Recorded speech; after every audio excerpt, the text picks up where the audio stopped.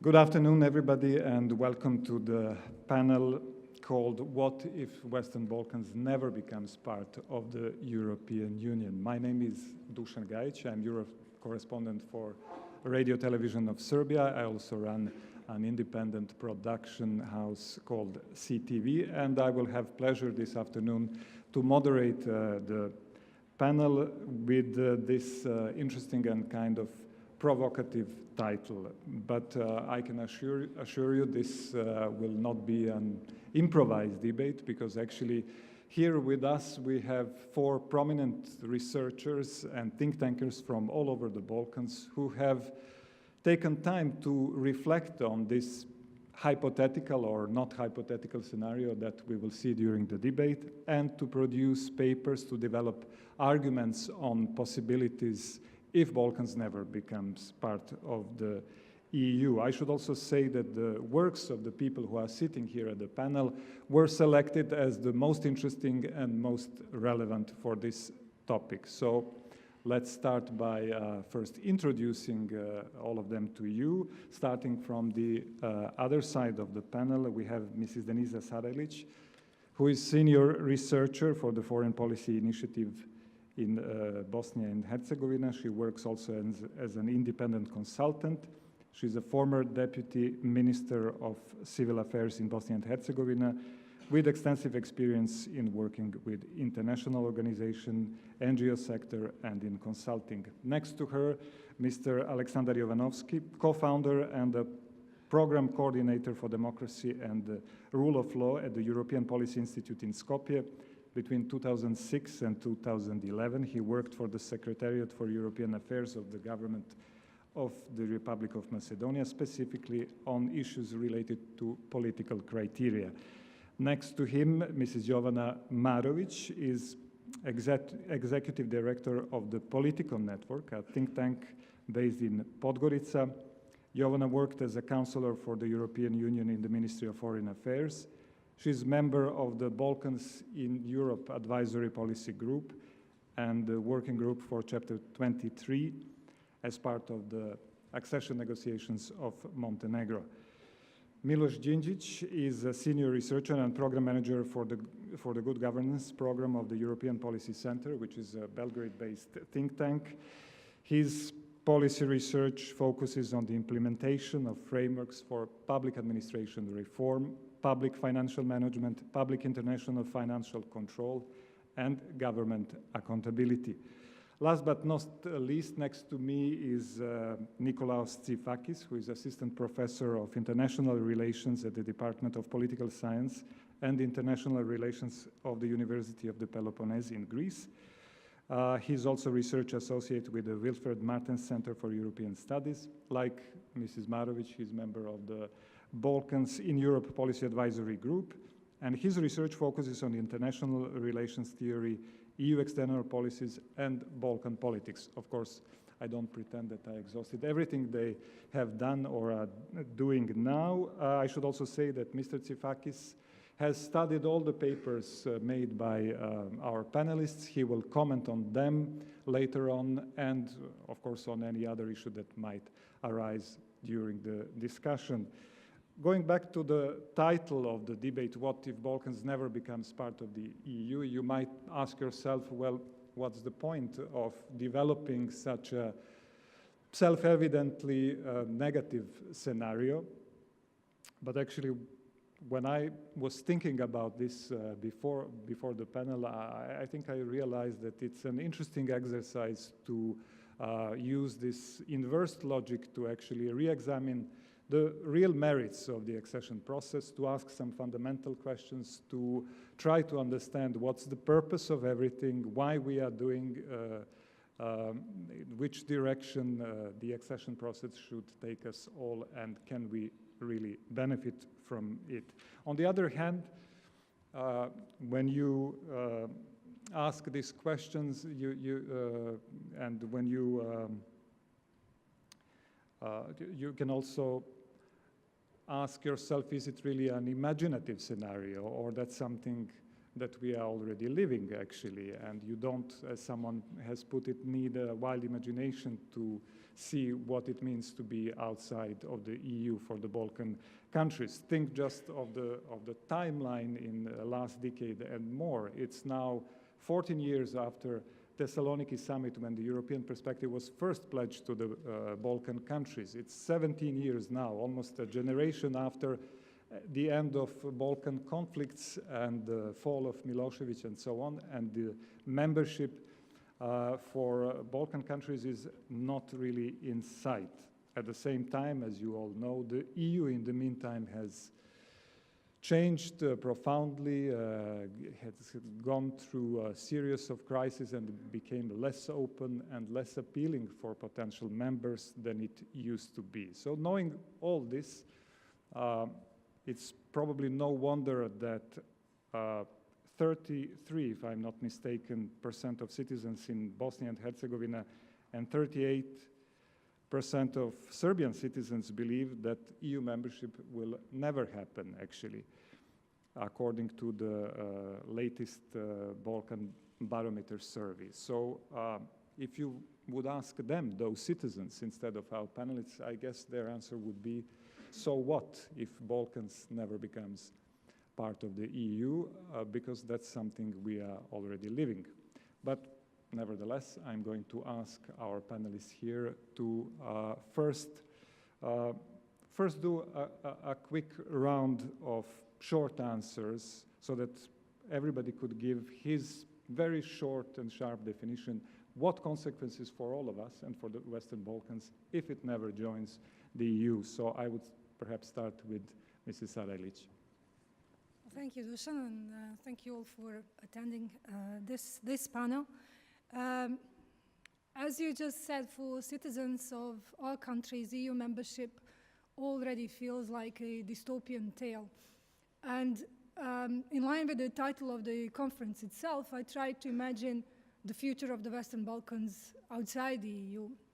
And then I realized that we are in future, because back in 2003, in the Thessaloniki summit, everybody, or most people, strongly believed that by now our countries would be members of the European Union.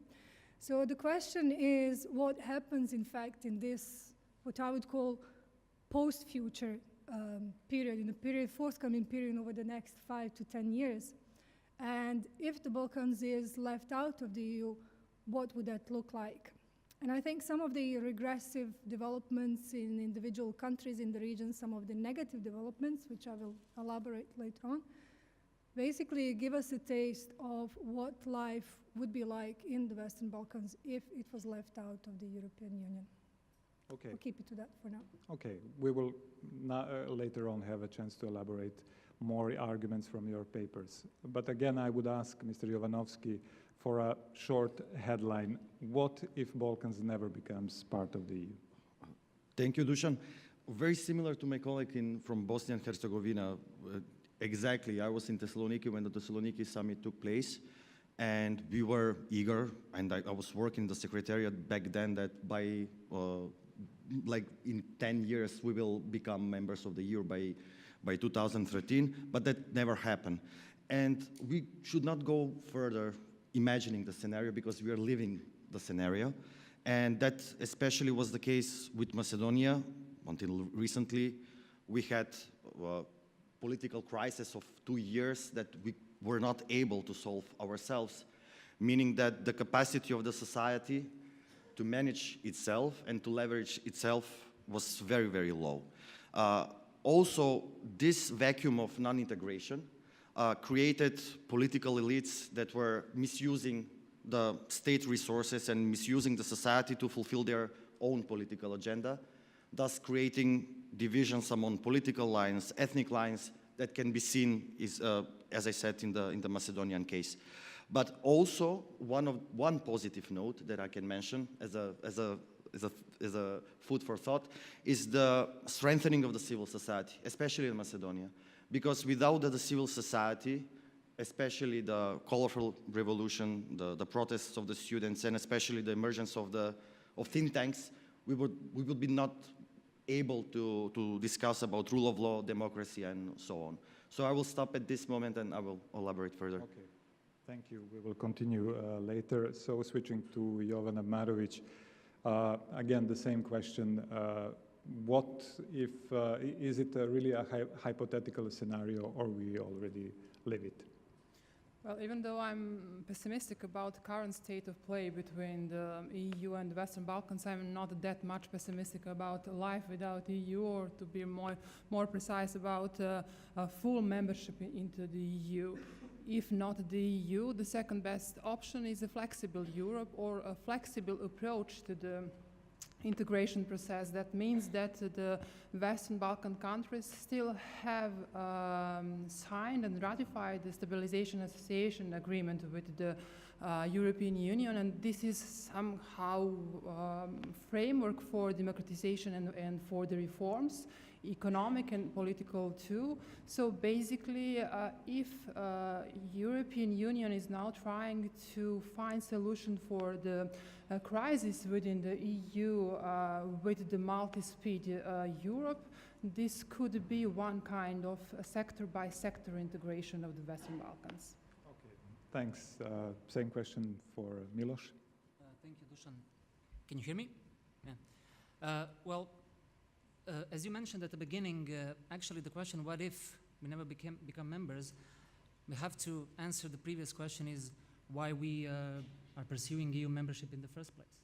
Because I think that answer to this question is giving us, let's say, more meat for the further debate. Because just to put it simply at the beginning, if the ultimate goal of the accession process was to become EU member, then absence of EU membership perspective would mean basically that, we didn't achieve it, and we stop with what we have done so far, and this is basically the end of the story. If the ultimate goal of the accession process was to have a proper reform in our countries for the purpose of the, at least theoretically speaking, for the purpose of the well-being of the citizens and for better and stronger institutions, then even if this membership perspective is prolonged to an indefinite period of time with no end in sight, or even if this perspective is suspended, then we can keep the pace of these exact same reforms, because we know what are the standards and requirements from the EU accession process. We in the civil society. And exactly here, as Aleksandar mentioned, civil society actors, local actors, at national level and at the regional level, which is I think more important here, even here more important, can play a significant role. But I can elaborate on this a bit further when we do a second round. Yeah. Nikolaos, I would pass the same question to you. You have perhaps different perspective on this. Technically speaking, the prospect of EU accession is real. Juncker recently mentioned, President of the European Commission, Juncker, a nominative date of 2025. So technically speaking, everything is in process. But we are leaving the stop or the end of the EU accession if we think so. And this is what has happened in the region since 2009, when leaderships have abandoned the reform agenda, and when societies recently have become increasingly Eurosceptic and have lost faith in the fulfillment of the process. So while the process has advances, this stagnation of the last 5-6 years have given us a small image, a view of how things will look if EU accession does not advance. Okay, thanks. Now we will have time to develop arguments from the papers of the panelists here. I should just remind everybody that there is a time limit, so we should stick to that. But of course, there will be time afterwards for questions and to come back to all issues that have perhaps not been raised in the first round of the panel. So turning back to Denisa again, I think you, in your paper about possible non-membership of the Balkans, have reminded about Europe as a peace project and the importance of that dimension. So is that actually the main value of Europe for Balkan countries? Well, thank you, Dušan. I think it's good to start from that conclusion specifically, because it's my main conclusion, that the EU needs to be reminded that why it was established in the first place, and that it was established for the purpose of maintaining peace on the continent. And maybe now is a good time to rethink the European Union from that perspective and see it as as a peace-building or peacekeeping project in the case of the Western Balkans, because I'm going to outline some 6 developments which I think are already happening in countries of the region, which point in the direction of the greater likelihood of renewed conflicts in case we don't actually enter the European Union. The first one is democratic backsliding, which we are witnessing in quite a few countries of the region, and I think it's quite obvious what's been happening: reform, stalemate, state capture, political crisis, obstructive individuals, corruption, divisive rhetoric, etc. And what we would be witnessing in the forthcoming period, unless membership becomes offered more concretely, is basically amplification and intensification of those regressive tendencies. Another thing that's happening sort of under the umbrella of democratic backsliding is the loss of popular faith in democracy. People are not only losing faith in the EU and the membership of the EU, but they're actually losing faith in democracy as a framework for our societies. And the way I see it is that the EU framework is a scaffolding of values which should hold democratic systems throughout Europe, but specifically in Western Balkans. And if you remove this scaffolding, what you're left with is a very frail construction which hasn't been built properly and which is not finished yet. And there's a risk of this structure collapsing if you remove or if you weaken the scaffolding of the European values. The second set of developments, which again, we don't need to be very creative about what would happen in future. These are the things that are happening already now, is the role of external role models, which in many cases are not necessarily democratic and are illiberal. And we only have to see what's been happening here in Belgrade, in this hotel, over the past couple of days to understand what these tendencies are. The absence of the EU as this kind of ideological framework of values would create a political and ideological vacuum and void, which could then be filled by external actors. What would be their motivations in the Balkans? Well, basically, they want to undermine the European Union, and the Western Balkans is a perfect terrain for external actors like Turkey, Russia, and even China to undermine the European Union. The third important development is the decline of political structures and decline of parties and party structures. I think we're already witnessing, and I can speak specifically of Bosnia and Herzegovina, some of the corroding of structures of political parties. There's no appetite for consensus or for compromising, and the style of politics is basically this antagonistic, conflictual style which have been seen for a couple of decades now. And the parties, the main parties, the nationalist parties, the biggest parties would tend then to create an illusion of multi-party systems, whereas in fact smaller parties and more liberal parties would disappear basically from the political scene over time. The fourth tendency or the fourth development is the opening or reopening of border issues, which would be fed by the secessionist appetites, which are already rising, and also the unresolved border issues within the region. The fifth development would be increasing or pressure on independent actors in civil society, media, specific individuals. We have already seen some of this in Macedonia, in Bosnia, in Serbia to a certain extent, and we have to remind ourselves, and especially to remind the European Union, that the rise which is, the populism which is on the rise in the European Union is not new to us in the Balkans. We invented it. We invented it. This is our thing, which the European Union is only experiencing now. However, the rising populism in the European Union could be used to legitimize the populist tendencies and the nationalist politics within the region. And this is the danger that is in fact coming to the region from the European Union.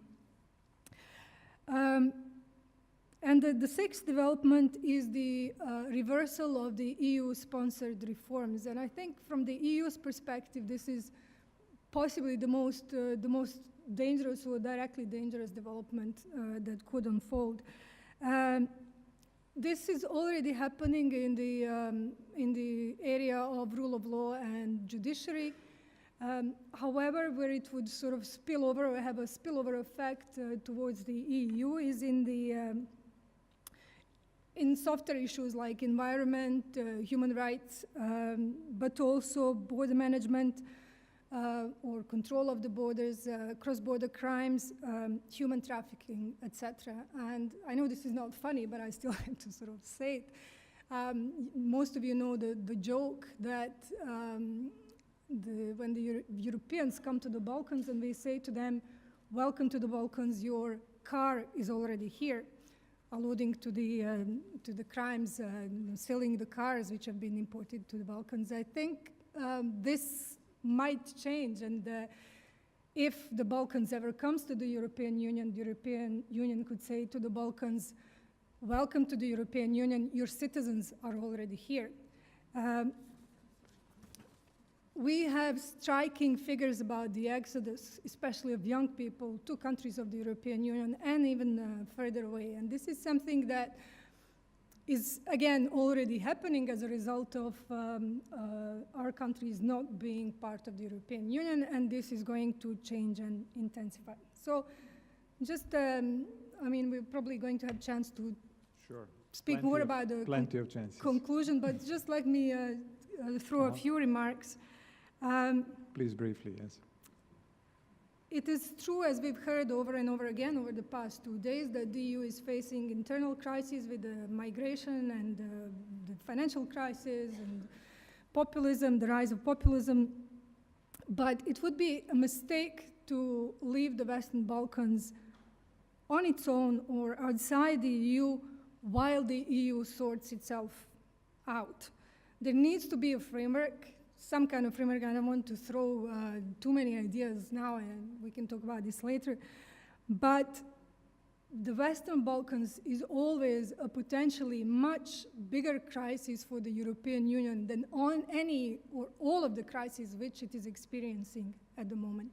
We must not forget that. The potency of the Western Balkans as a place of renewed conflict is something that the EU always needs to bear in mind. So what the EU should possibly do is to recontextualize the Western Balkans in the light of the EU as it is today, because the EU is clearly different now than it was in Thessaloniki.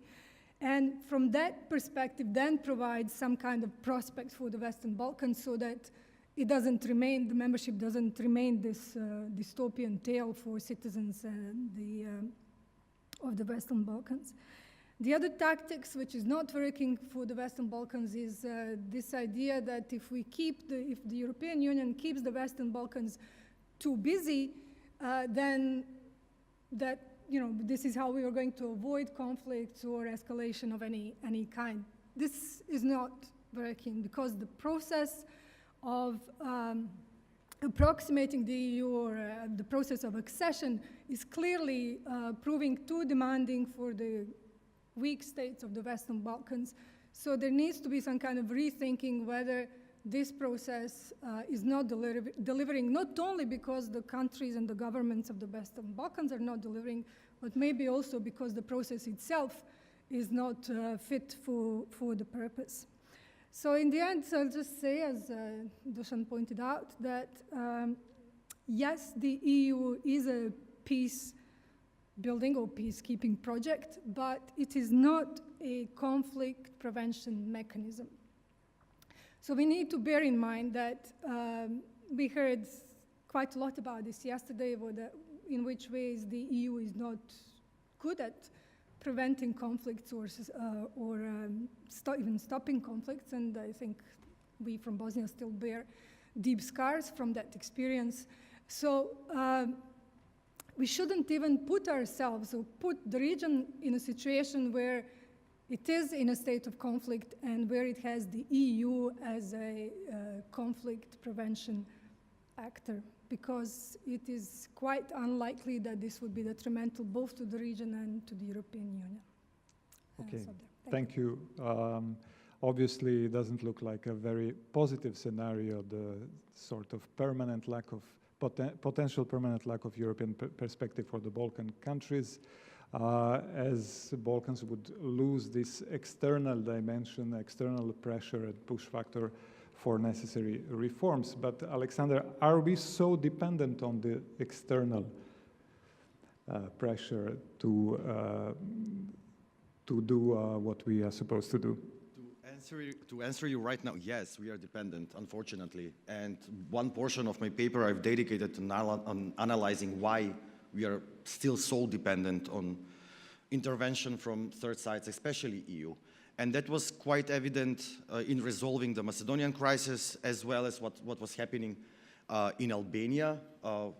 The political parties in the parliament, you can see that the EU plays a strong role in mediating the development of the relations between Serbia and Kosovo, and also quite present in Bosnia and Herzegovina with large-scale EU projects on development of EU integration structure and so on.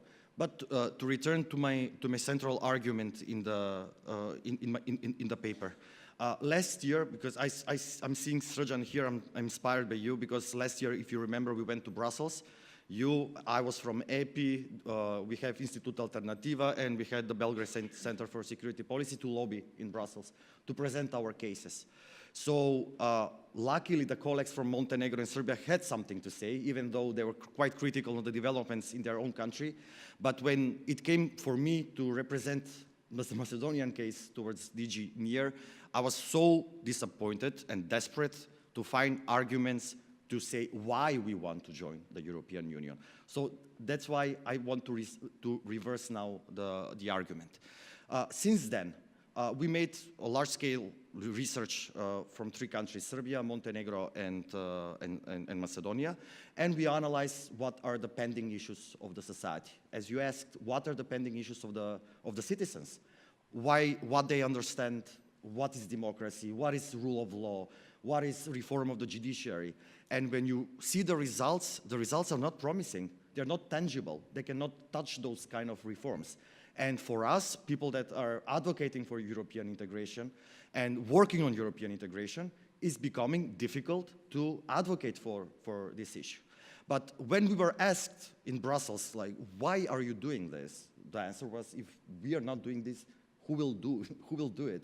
Because the citizens need to know about the reforms, the content of the reforms, but not for the sake of the EU. And that's also the second argument that I explored in the paper. All those reforms are in line for further democratization and development of our countries. When we are talking about judiciary, we should always connect that judiciary, it's a mechanism that protects your right, it protects your privacy, going back to the wiretapping scandal that happened in Macedonia. And it enables for economic development, it enables for protection of property rights and so on. But also, this kind of vacuum that was created in the last period can be reflected in the same problems that we are having. The research that we produced showed that 90% of the problems are pretty much the same. In order to test, we made an experiment in EPI. We took the countries out and we divided the problems, meaning backsliding in judiciary, backsliding in human rights, I don't know, police brutality, police intervention, and so on. And we asked people that are working in academia and in media to select the problems to the country they think that most represent. And when we analyze the results, you can see that everything was wrong, but the problems, for example, something that was typical for Macedonia, they thought was typical for Montenegro. Something that was typical for Montenegro was also deemed typical for Serbia. And by this, we concluded that the problems are pretty much the same, without even asking how they perceive and how they interpret European integration with that context. Also, we managed to create very strong political parties. I will not say political parties, but strong executives, meaning that the political life of the country is run by the party. And that made some negative results, negative tendencies, and that was quite evident in Skopje when we realized that there have been systematic violation of rule of law issues. Just to circle around the argument, when we realized that we have a systematic violation of rule of law, the political parties asked for mitigation by the European Union to resolve the crisis, and we entered into a cycle of never-ending negotiations between the opposition and the position back then. Even though it was much more dramatic in Macedonia, the same model then was applied in Montenegro, when members from the opposition entered the government in order to mitigate the entire situation.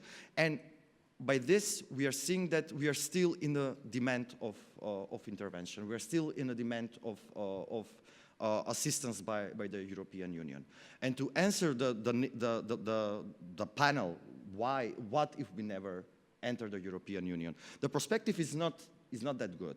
We are seeing that this scenario, the worst case scenario, is actually the worst case scenario, because as the colleagues from Bosnia said, we are having very dire statistics. We are having outflow of young people, and by some estimates from the World Bank that I've read, 400,000 people from Macedonia left the country in the past 10 years, which is something that is of utmost importance, not only for the country, also for the region and also for the European Union, because those people are moving to the countries of the European Union.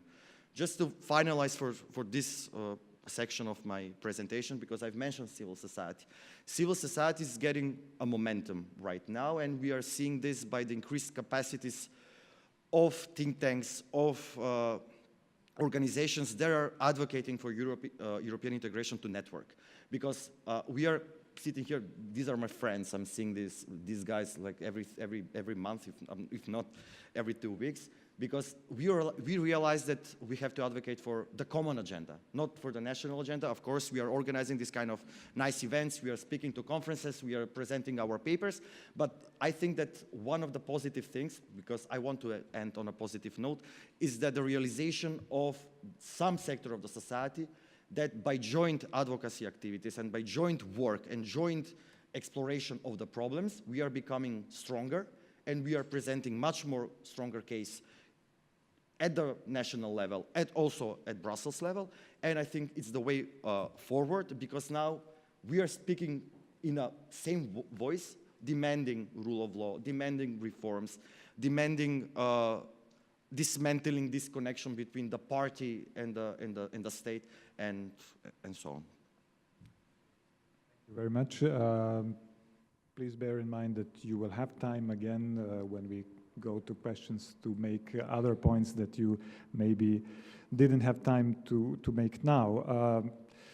Jovana, in your paper, I think beyond discussing the situation in the Balkans, you have touched also upon the situation and the developments in the European Union and the importance of what's going on there for what might happen in our region.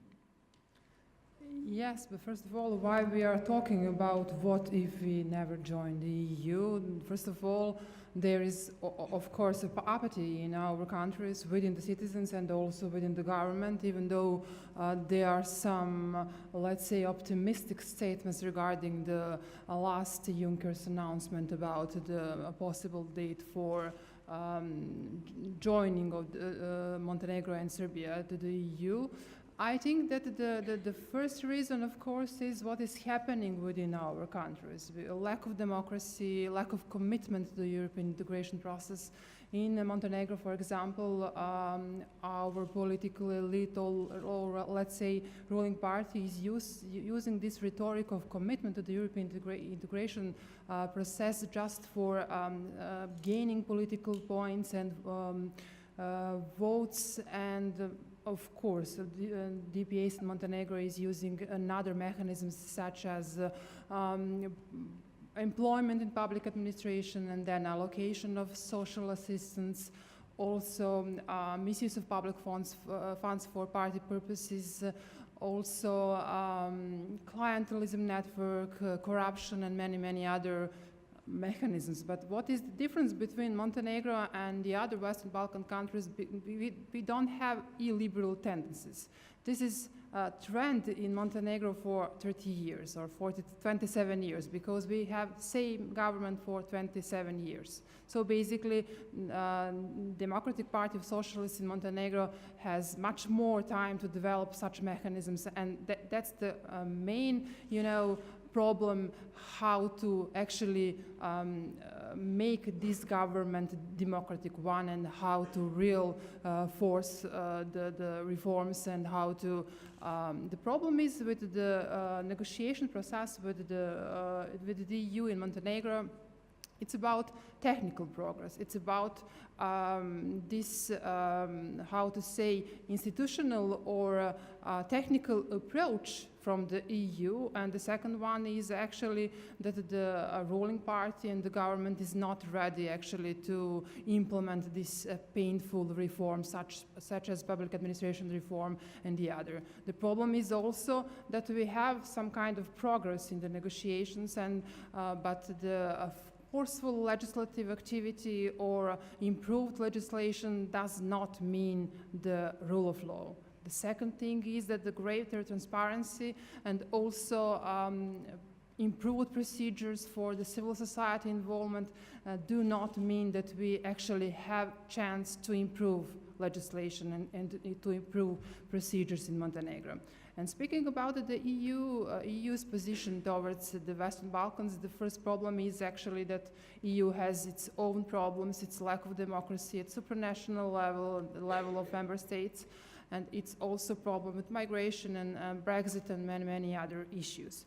And that's why EU is not devoted actually to solve problems within the Western Balkans. But the second issue is also that EU is trying to fill this gap between the announcements from the European Commission and EU officials that there will be no enlargement for 4 years, for 8 years now, and something they are trying to formulate new instruments such as Berlin process, and then the initiative for the regional economic area, and then this new one about and the strategy on successful accession of the Serbia and Montenegro to the EU. The problem is that we still don't see real benefits of such initiatives. The problem is that we don't see what new EU can say in this strategy for successful accession to the EU. If we have conditionality policy, if we have this framework for negotiations, why do we need new document actually to define something new and something important for this time framework? The problem is that we will have not just the backsliding of democracy, we will have stagnation of efforts to do anything during the next 3 or 4 years. Our authorities and our officials will wait for the new European Commission actually to start something new to do or to work on. And this is also a problem for the civil society and the initiatives coming from civil society, because we already actually highlighted problems within the system, and now it's a problem that we have to repeat it over and over again, because nothing new is happening within the country. And why I'm saying that there is solution and it's not like pessimistic one regarding what if we never become part of the EU.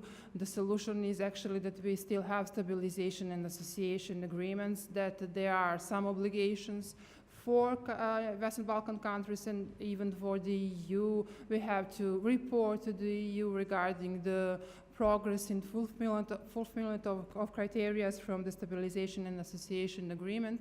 And actually, why I'm saying that the EU have to stay at the Western Balkans, because of this concern for stability, because they have obligations according to these plans, as I said, and for some reason, one of the instruments at the EU level that they want to implement now as a dominant approach is this multi-speed Europe, which actually means that they will somehow offer to the member states to integrate in the areas that they want. Using this approach, I think that there is a scope also to integrate Western Balkan countries in the same way, to go sector by sector, first economy and then trade and the other chapters. We have criteria, we have this obligation from the EU to be there and to monitor reforms. And just using this language from the EU level, Western Balkans are already in the widest cycle of integration. I'm not using this parallel from the Dante's novel, because we will be at the first or second cycle, but we are already in the last circle of integration regarding economy, regarding the trade, regional cooperation. So I think there is a hope that this should be one of the possible scenarios if we will not be part of the EU. Okay, thank you. Miloš, in your paper, you focused on the sector of public administration reform in trying to answer, from that perspective, what if Balkans never becomes part of the EU? Well, as we all know, the question of the European future of the Western Balkan states can, get pretty political or technical. So let's speak a bit more of this technical side of the accession process. So as a case in point, in our paper, we took public administration reform. So just as an introduction to the answer to the question of the paper, or let's say the main argument, I would just do a little bit of a timelining of administrative reforms in the Western Balkan countries, because we are all facing similar challenges, and we have basically PAR as reform on the agenda in the states. So there is no European Union acquis on the public administration reform. There is no specific chapter to negotiate. But still, PAR is one of the three fundamentals in the accession process as defined by the European Commission. Okay. So besides rule of law, and so kind of it has the same importance as two other pillars or fundamentals. Despite having no negotiation chapter on this, there are standards defined by the Commission and the OECD. Program Sigma is doing the assessment, monitors the progress. These reports feed into the Commission's reports, and we, from time to time, get some sort of a state of the play of how are we performing in the area of public administration reform. In parallel to this, over time, the European Commission has become the largest supporter, let's say, in financial terms of the civil society in the Western Balkans. So if you look at the figures over time, you will see that there is a significant or mention-worthy, should I say, involvement of the European Commission, European Union in general, to support development of civil society through different means. Basically, it started more or less with internal capacity building, then with creating an enabling environment for the CSO, and later on, the EC focused more on the state-civil society relations. So basically, civil society as a whole in the Western Balkans have been supported to contribute to the reforms in any of the areas of these three fundamentals that we have. So rule of law, economic governance, and public administration reform. And the question would be, if for any reason we lose basically membership perspective, and on the other hand, there has been so much investment on the part of the administration, the EU, the civil society to fulfill the requirements these reforms require, does this need to mean that we have to abandon all that we have, contributed to this process? So this is really the big question, because if there is no other viable alternative in terms of integration to a different organization, let's say international, regional, or so on, it means that reforms that are most of the times, many authors argue, and I'm personally of this opinion myself, these reforms are pushed by the external conditionality, so as a way of, let's say, policy conditionality or general EU accession conditionality. But if we decide to give away what we have done so far in this whole process, it would mean dissipating of time, of resources. We are basically putting a halt on these processes just somewhere in the middle, more or less. So this is why the main argument of our paper says civil society at the level of the Western Balkans, in all its diversity and with different focus in terms of activities, so think tanks, watchdogs, popular movements, and so on, have ultimately the same goal, let's say, and this is, as I said, better institutions, more rule of law, more democracy, but different means. And since this is a panel of think tanks, one way to build this demand for reforms, irrespective of the EU accession, EU membership perspective, basically, is to work together at the level of a region to provide evidence and to advocate before national authorities for the continuation of the reforms, even if we, let's say, don't become members in the next decades or whatsoever. This would require, of course, this is not an easy task, and it requires capacity building and awareness raising, doing the policy research, doing the advocacy, but this is actually happening right now, as Aleksandar mentioned. Would it be hard to do it without the EU external conditionality? It would, but there is I think, at least if there is a spark of enthusiasm within the civil society, that we can be the ones who can contribute to maintain the pressure for public administration reform. In this case, this is the topic of our paper. This is already the way forward. And just to mention that this is already reality, we are together in the European Policy Center, together with our colleagues, are having this initiative of regional monitoring and advocacy for power in the Western Balkans through the Weber project. But not only that, you have other initiatives such as advocacy initiatives for the European integration of the Western Balkans, such as WB6. So civil society saw actually that there is a potential in being together and creating regional peer pressure and doing regional advocacy, because combining all voices of the civil society together in this region where we face similar problems and perhaps we need similar solutions is one way to go forward. Okay, so locally driven reforms as a potential substitute for external conditionality. Nikolaos, you had the pleasure to study all those arguments by our panelists, so what did you make out of it? Thank you. I indeed had the privilege to read the full papers and to see how these arguments that they were very briefly presented here were developed. All papers were very interesting, they were short, smartly written, and they managed with, although they had exactly the same set of questions, to raise different issues and somehow remain complementary. What I did not find anywhere is second order questions. For instance, if the Western Balkans do not accede to the EU, this is not one scenario, this is a series of scenarios. And to give an example, the question is, will the NATO accession of the region advances? In that case, you may worry for the Turkey scenario that you raised, that most of you raised, in the case of all Western Balkan countries minus Serbia. And in Serbia's case, you may worry much more for Belarus, or not to mention the Ukraine scenario. So the NATO accession is a fundamental variable that was not touched upon.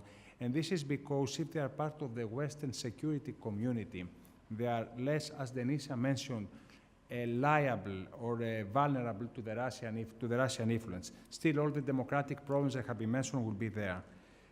Another second-order question is, what if not all countries succeed to the EU? And this is a very highly likely scenario. We see that Montenegro advances, we see that Serbia keeps up, but we don't have the same feeling about Bosnia or Kosovo. What will happen if, let's say, these two still potential candidate member states never accede? Will they just be black holes in the region, or sources of instability for the EU members that may be Serbia, for instance? And this is an intermediate scenario which is very likely as far as the progress in the EU accession process is not linear, and they are not expected all countries being ready at the same moment. Several things that have been touched upon by all of the speakers, and I'll just tell them as headlines, is the democratic backsliding, the lack of progress in the law of sector reforms, the lack of ownership of reforms, and the procedural, so far, advancement in the accession process. I'll make very brief comments in this paper. I will avoid repeating what has been said so far, but just highlight parts that maybe were not mentioned or I found worth repeating. In Denisa's paper, there is a fear or a concern about the increased role of Russia and Turkey. I think that the reach of both of these countries is very limited. Russia's reach is exhausted in Serbia and the Republika Srpska, and Turkey's only in the Bosniak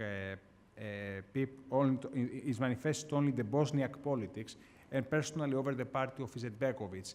It is overestimated, this influence, and also we should keep in mind that the Russian and the Turkish policies in the region are contradictory on important questions such as the Kosovo question or the Bosnian question. So there are fundamental differences between these two actors, and we should not so much overestimate their role. You mentioned somewhere, will NATO accession be possible without the EU accession of the Western Balkans? So far, it has been the other way around. NATO accession precedes EU accession. So this is not going to be an obstacle, but I mentioned what it may imply such a scenario. And it is very important to keep here last comment at the end, that reforms which had a high political cost are the most vulnerable to be removed, to be dismantled if the EU accession process is stopped. And this is a very important comment. In the paper of Aleksandar, he highlights a paradox. The paradox is that since 2011, the European Commission has prioritized reforms in the areas of the judiciary, in the protection of fundamental rights, in the fight against corruption. At the same moment, this focus of the European Commission on these reforms has been followed by total lack of progress in the rule of law reforms. So while the European Commission has prioritized these policy areas, we see a stagnation in the reform process. Aleksandar raised the question of the ownership of reforms and the need to engage more closely the civil society in monitoring the EU accession process, in being part in this process. Absent the, as he explains, absent the EU accession perspective, the Western Balkan candidates should still try to improve conditions in their countries for the sake of their citizens.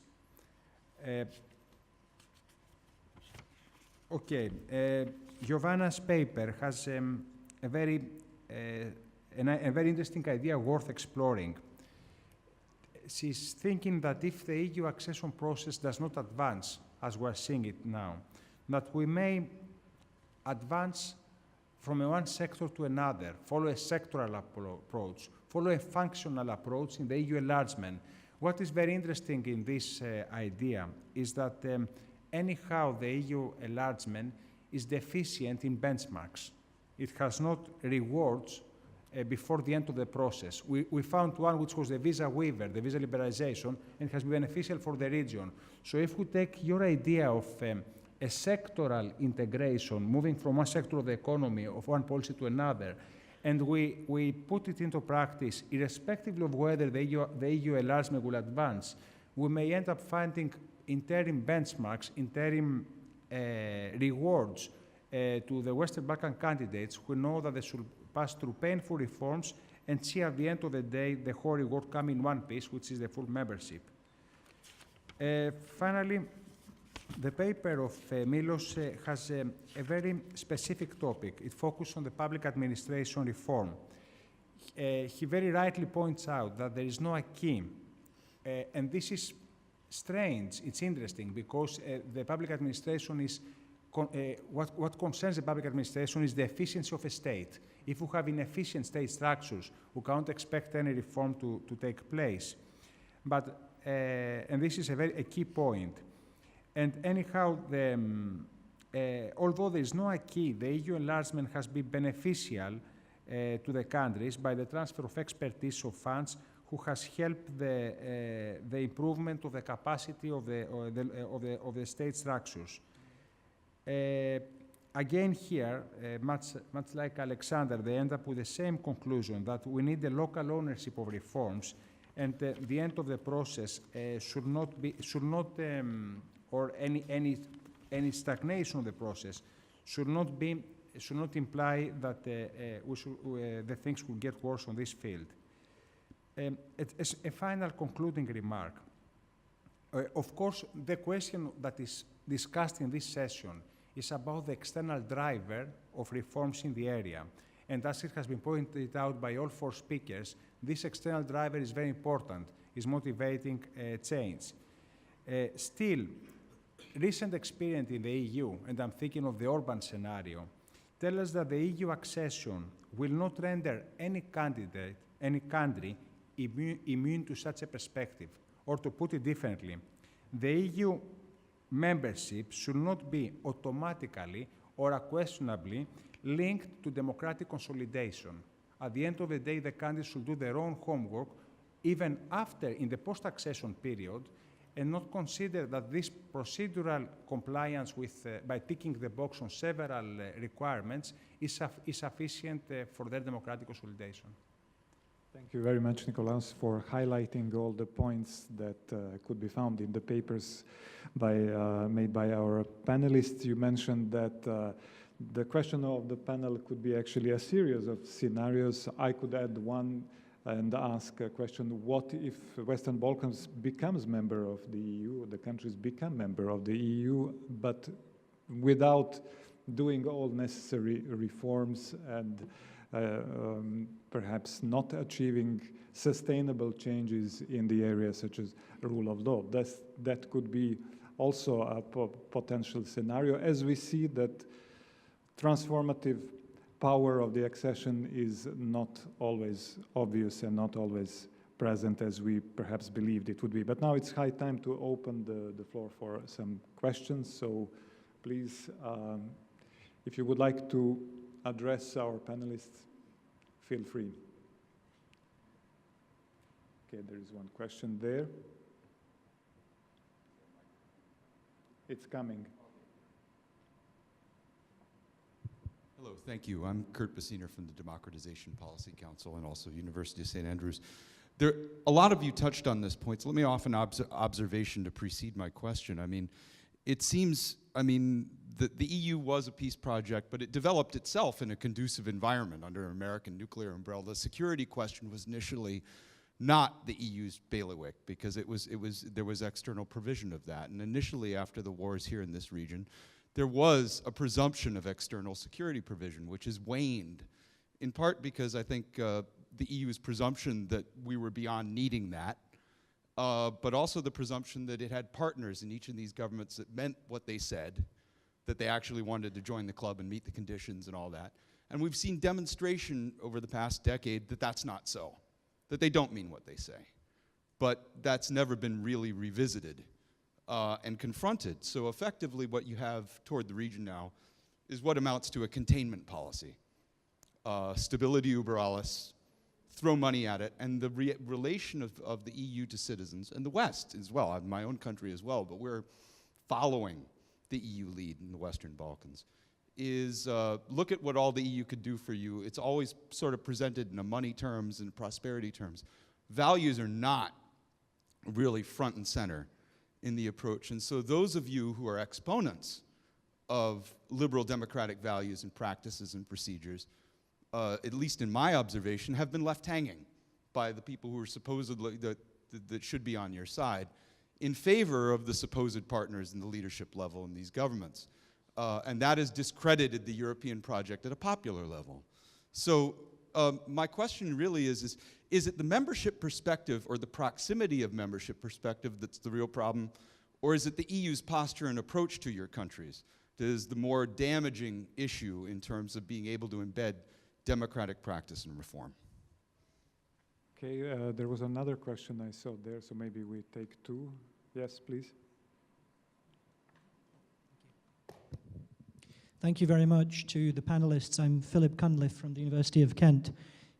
Listening to what everyone has said, I just want to put the question to the panelists whether or not it was a mistake for liberal reformers, for civil society groups, for governments who were reformist governments. Was it a mistake for them to root so many of their hopes on this external guidance and to become so dependent on external support for their projects of democratization, liberalization, and reform, and that perhaps that need for external independence has led to the kinds of problems that the panelists have identified? Okay, perhaps one more. Yes, the lady there.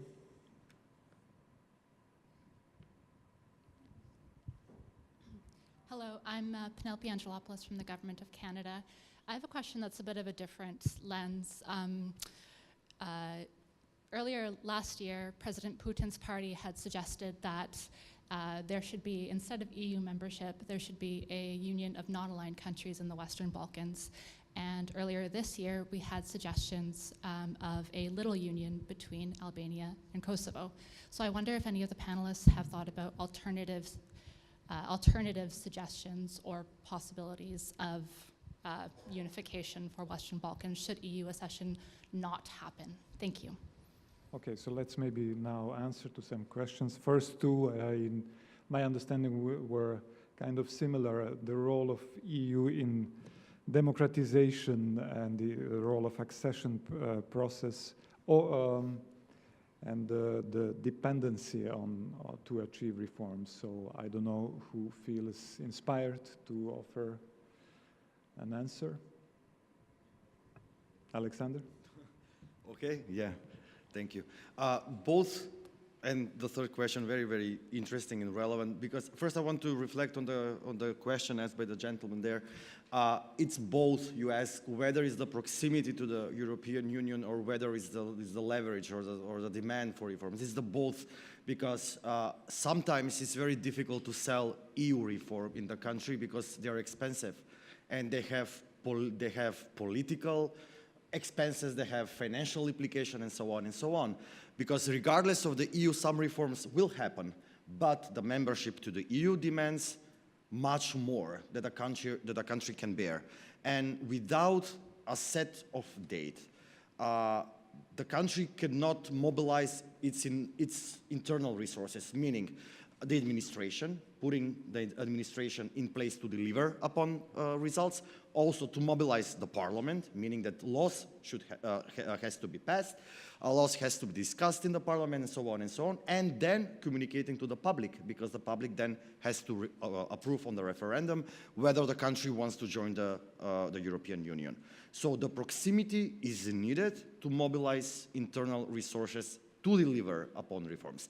But most importantly, as I argued in my paper, the ownership of the reform is up to the country, because we should stop selling those reforms as EU-demanded reforms.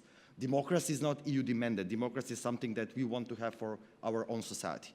Then, just to reflect to the question to the gentleman at the back, my answer is very similar that I gave, meaning that for the issue of leverage is something that I always want to discuss, because we can see that in the past few years, the EU lost its leverage in the region, meaning that the governments can deliver something, they can mimic reforms, they can sell technical reforms to Brussels just by ticking boxes, and then the Brussels in the progress reform for the sake of the relationship with the country and for the sake of stability, because they are still treating the Western Balkans as an unstable region. They will say, okay, some progress has been made, and then it's up for our organizations to, in a way, defend the position of the Union, meaning that we are more Catholic than the Pope itself.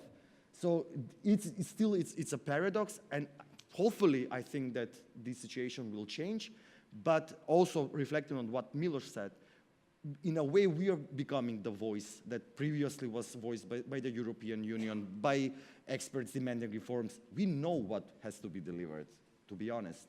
We know what has to be delivered. Okay. And on the issue of rearranging the Balkans, I don't know, I will not comment on that. Anyone else on these questions, also on the potential new unions in the Balkans? Well, I'd also prefer not to comment on that. I mean, it's kind of beyond this discussion, and it opens up a whole new discussion.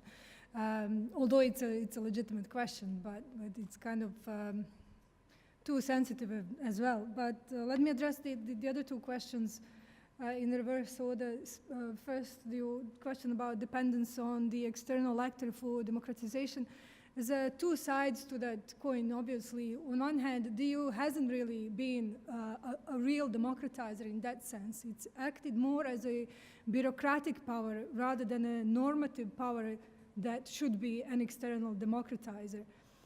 On the other hand, the political leadership and in the Western Balkans and the political elites have really just paid lip service to democratization and to the EU accession more generally. So they're not actually dependent. They are just using the EU accession as a cover-up to keep the status quo and to enjoy all the benefits of being under the status quo. To answer Kurt's question, actually I agree with Aleksandar, it's both. The problem is whether there's going to be membership in the first place and the proximity of membership. I don't think, in spite the Thessaloniki, in spite all the declarations and in spite all these declarations on the part of the political elites in the Balkans that they remain committed to the European accession, that could even count as prospect of membership. We shouldn't be misguided by false declarations. We shouldn't even be misguided by the written declarations that we have. We need a framework. We need dates, we need promises, we need structures, we need engagement, not only through the government and political elites, but through independent actors, civil society, but even more importantly, this is something that Ambassador Schaefer said in his panel, we need to change the context. None of this will matter if we don't change the context, both within the Balkans, but within the EU itself as well. And we need to broaden the discussion to what is is there a fertile ground for any of these reforms and demands which the EU is putting before our countries. So it's possibly even a more demanding, I would say, process than the accession itself. It's about changing mindsets, it's about changing context, and it's about engaging a much, much wider circle of actors. Okay, obviously new dynamics and new structures are needed. I saw Mr. Svoboda was asking for a question.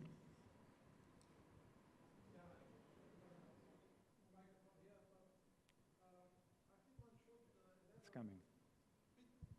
More this question of sectoral approach, because having observed now the enlargement, or say the non-enlargement process in the Balkans, and having been rapporteur for Croatia, I see the despair of many people in the region that it is not going on. And of course there are many mistakes done homemade here.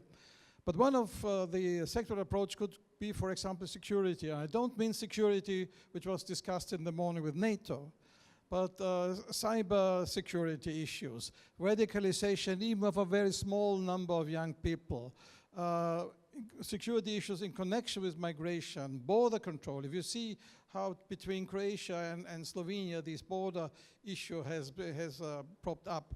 So I think some sort of a EU, Balkan security, common space, there are other elements of it. But I think we have to break down or break through this stalemate we have between, yes, always the discussion, you have to do your job, no, but the EU have to respond. We have to have very concrete steps, intermediate steps, which are leading towards integration, but not yet the full integration. I think this sectoral approach should be really elaborate much more, and we should not have fears. The Russians are coming, the Turks are coming, and we don't do anything from the EU side together with the region. So I think I just wanted to support and underline that would be an extremely valuable work on the sectoral approach going towards full integration in steps. Thank you. Any other questions? There is a question over there. Hello, Cosmin Denisa from University of Bucharest and New Strategy Center. On a very pragmatic note, obviously, because you were talking about pragmatism of the EU and, well, the challenges of the EU, I would like to pose a question to Denisa, because I was following your discourse with a lot of interest. You were saying that the Western Balkans is probably the biggest issue that the EU has at the moment. But again, on a very pragmatic note, I've been to Ukraine 2 weeks ago, and they were saying that Ukraine is the biggest issue that the EU has at the moment. So what actually makes the Western Balkans the biggest issue of the EU at the moment? Thank you. Okay, thanks. Denisa, would you like to? Microphone not working. Is the microphone working? Yeah. Very quickly, I did not say that the Balkans is now the biggest issue the EU is working. What I'm saying is, if there are new conflicts in the Western Balkans in future, that in itself would be a much bigger crisis than anything the EU is facing today. I'm not saying it's currently the biggest problem. Okay, I guess we have still a couple of minutes before we finish. There is one more question. Yes.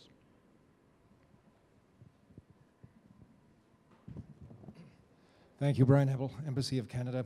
The question before us is, what if the Western Balkans never becomes part of the EU? And this question has been interpreted as, what does the EU mean for the Western Balkans? What are the implications for the Western Balkans if the Western Balkans don't join the EU? I suggest that maybe we should turn that question around. We shouldn't be asking, what will the Western Balkans do for you, or sorry, what will the European Union do for you, but what you can do for the European Union. The European Union already is faced with a number of problems achieving internal coherence and coordination. Given the slow pace of reform and the slow pace of EU accession of the countries of the Western Balkans, what do you think are the main strengths that the Western Balkans would bring to the European Union? Well, that's a fair point. Jovana, would you like to address it? No, I just wanted to address a previous question regarding the... Okay, but you said if someone wants to add something regarding the previous questions. The first comment is regarding the sector-by-sector integration. I think that the formula is the same as the start of the European integration itself, because they started sector regarding the cooperation still and community and everything, and they, after all, failed to integrate itself within the political sensitive issues regarding the common foreign and security policy and many other issues. So basically, when they started to improve democracy in the European Union at the EU level, the problems at that time, at that stage, actually started to raise. The second issue is regarding the local ownership of the reforms. I think that the main issue is actually that civil society in Western Balkans is still waiting for the EU to be judged regarding our recommendations and our proposals and our initiatives. We are waiting because our proposals in our countries are refused without proper explanation. We are participating in the working groups, even in the negotiating working groups in Montenegro. We are participating in the monitoring teams and at many other levels. We are part of the public consultations on regular basis, but the problem is that actually we don't have influence on the public policy and legislation in Montenegro. So basically we are still waiting for the EU to evaluate our proposals and to be interested in our proposals, and that's the mistake. And also we are somehow our proposals are directed to the decision makers, because usually we are preparing proposals how to improve public policy, and they are the one which are adopting such and these instruments and legislation. And somehow I think that our target group should be and have to be at a local, and that our address are citizens, and that the change has to be different logic to go from the citizens, and that we have to influence them to produce change. Okay, would someone like to pick up on the point of the gentleman? What's the added value of Balkans in the EU? Yeah. I want to start a marketing and saying, this is what they will add. For me, it's a purely political question. It is a question of credibility. If you have get engaged in the region for the last 20 years with tremendous amount of money, with peacekeepers, with diplomacy, and this is, as once Chancellor Schröder said, a place only an hour away flight from many European capitals. And if you cannot deliver results there, then the whole EU idea as an international actor is void of meaning. So it's a question of credibility once you have started this process, that you deliver results. And this is more important than that what will bring Montenegro or Kosovo to the EU in terms of diversity or resources or anything else. Okay, thank you very much. I propose that we wrap up maybe by doing a tour now and answering on more political questions, should I say now. We're discussing what if never we join to the European Union, but actually, do you see any signs of political momentum for the Balkans appearing now? We had the Juncker signal, we had some kind of time frames. There are many different things going on now that were not so visible a couple of months only ago. So extremely briefly, is there a momentum, possible momentum for the membership of Western Balkans? So let's start with Denisa, but really briefly. Well, from where I would be sitting in Sarajevo, it doesn't seem like there is a momentum. And I disagree with our foreign minister who said this morning that giving a date to Montenegro and Serbia somehow opens the door for Bosnia as well. I think this is, as you said, this is one of the scenarios which we haven't discussed today. And what if not all of the countries enter there? And to me, this is the really scary scenario. So the question, I just want to finish with the question rather than a statement, is the price of keeping the Western Balkans outside or in the waiting room for a long time higher than the price of letting the Western Balkans in, even if not fully prepared? Okay, thank you very much, Aleksandar. Is there a potential for momentum? Yeah, I was planning to end on a positive note. Especially this year, the summit in Trieste, in Trst, was quite positive for the region. And I think the proposed actions is something to be implemented and to be seen in the context what we have discussed. The promise of regional economic area is something that we are so looking forward to see how it will impact the citizens of the life of citizens, how will impact the economic development, the development of the countries, and so on. Also, the rhetoric adopted by President Juncker is something that is encouraging, meaning that the strategic plan for integration of Montenegro and Serbia is a positive sign in this direction. Also, this coincides with the change of government in Macedonia and signing of the bilateral agreement with Bulgaria, and also the promise to engage deeper in conversation with Greece, because it's a regional pending issue, is something that should be discussed, because it's the way, in a way, it's blocking the further progress of the country in regard to the EU. So there is a positive momentum, I will say. So I hope it will continue. Okay, Jovana, what should we expect from the strategy for accession of Serbia and Montenegro? Although in the Commission they say it's for everybody, not only for those two countries. Can it be a kind of roadmap that would make the process more concrete? I don't see the 2025 as a promised year for Serbia and Montenegro, and I don't see positive developments at the moment. I don't know what will be the content of the strategy. As I said, I don't see the purpose of the new instrument, as we already have negotiation process and have conditionality policy, but they explain, and as I understood it, that there will be some kind of institutional setup, how the EU institutions will look with this new accession of the two countries. So basically we have to wait and to see what new will be there.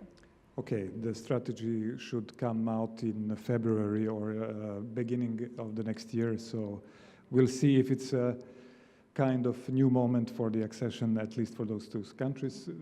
And Miloš, Yes, what do you make of it? We will see what the strategy comes with, but politically speaking in Serbia, sorry, I think that from the perspective of the elites, we are currently in the, let's say, good situation when it comes to the EU integration, because somehow we are very, let's say, satisfied with the fact that negotiation chapters are being opened, right, in these last years, and we are, I think, counting these numbers. We have 10, 2 provisionally closed, and we are expecting new to be open by the end of the year. So in this, let's say, official political discourse, this means something in terms of advancement, right? So even without commenting on the 2025 as a potential year, but I agree there with Jovana, this is, I think that in official discourse, this is seen as a going forward. What will this in the end result with in terms of how we negotiate these chapters, and what is our starting position once we complete the negotiations and let's say become members, we will see. But I think that from the civil society perspective, the mere fact of starting negotiations and opening the chapters is, of course, not enough to say what has been done so far and what has been achieved. So instead, we should focus on the quality rather than the quantity, I think. Quality rather than... Okay. Nikolaos, yes. Is there a window of opportunity? Yeah. They are good news, and these are structural news. The first structural good news is, unfortunately, Brexit. Although the Balkans lose an advocate of EU enlargement, at the same moment, Brussels wants to show that the European project is alive. And the European project is alive when they are both deepening and expansion. These two dimensions have so far been in parallel, and this is an external structural factor which somehow explains also Juncker's State of Union address reference to the Balkans. The second, again, structural factor, which is an opportunity, it's the USA conviction that the Russian influence in the region, to use his words, is malign, is bad. So there is a Western concern about the Russian influence, which to my opinion is overrated, that pushes for a need to review these policies and bring quickly results. But these external pull factors, this external good news, will be meaningless if the leaderships here do not make their own homework. Okay, thank you very much. I think this was a good way to wrap up our discussion, to be in line with the political dimension and the news also. Many issues have been raised here, many questions, limits of the EU transformative power, limits of the democratization process, and so on.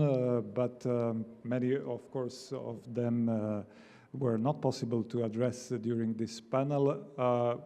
I guess we will all see which scenarios of all those mentioned will actually materialize. I propose that we all meet in a couple of years here and to check what actually happened. Thank you very much. Thank you to panelists, and thank you for your attention.